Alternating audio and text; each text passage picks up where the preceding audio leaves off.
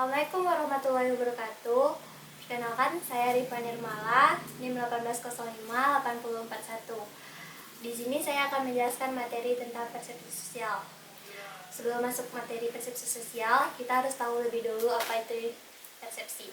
Nah, menurut psikologi, persepsi itu adalah suatu proses pencarian informasi untuk dipahami. Alat yang digunakan untuk memperoleh informasi ini disebut dengan penginderaan. Dan alat yang digunakan untuk memahami informasi ini disebut dengan kognisi atau kesadaran. Artinya persepsi harus didahului dengan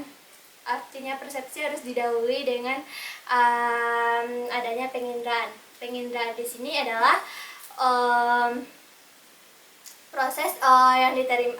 proses penerimaan dari stimulus. Nah, selanjutnya itu faktor yang mempengaruhi persepsi. Ada dua faktor yang mempengaruhi persepsi. Yang pertama yaitu faktor eksternal dan yang kedua adalah faktor internal. Faktor eksternal di sini adalah objek yang akan dipersepsi dan faktor internal di sini adalah yang pertama itu pusat atau syaraf dan penginderaan, dan yang kedua adalah perhatian yang kita tujukan pada persepsi. Selanjutnya kita masuk pada persepsi sosial.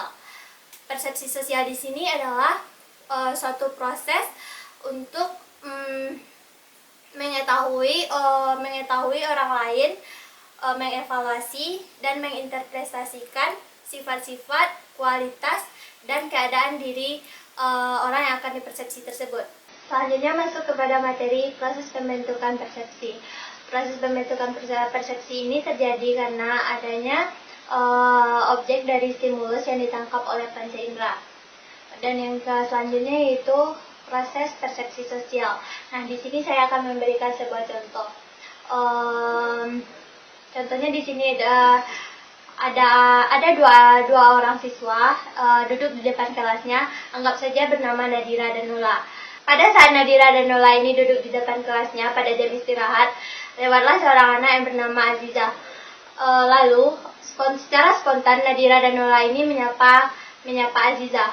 Namun sayangnya di sini Aziza tidak menanggapi Nula dan Nadira. Aziza hanya lewat dan tidak ada senyum ataupun tanggapan lain dari Aziza. Nah, dalam hal itu Nadira dan Nula beranggapan bahwa Aziza ini adalah anak yang sombong dan suka cemberut. Selanjutnya pada jam pelajaran, guru membagi kelompok, dan kebetulan Aziza, Nula dan Nadira ini satu kelompok. Pada saat pengerjaan kelompok, Aziza membawakan makanan untuk Nadira dan Nula.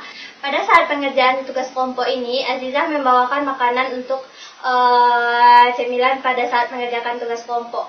Setelah tugas kelompok selesai, Nadira mengatakan bahwa Aziza tersebut bukanlah anak yang cemberut, bukanlah anak yang sombong, tetapi Aziza adalah anak yang baik hati. Nula juga beranggapan bahwa Aziza adalah anak yang baik hati dan anak yang pintar.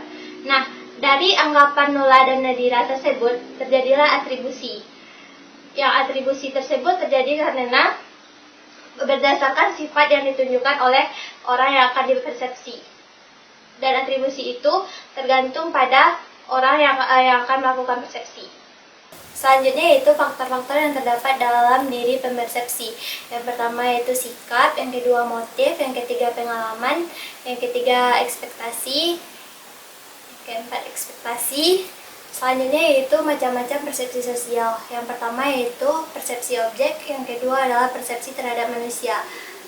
Yang pertama persepsi objek. Persepsi objek ini dilakukan pada benda. Yang ke persepsi terhadap manusia ini itu melakukan persepsi atau pada manusia. Nah, yang terakhir adalah bias dalam persepsi sosial. Di sini ada dua bias dalam persepsi sosial. Yang pertama yaitu halo efek.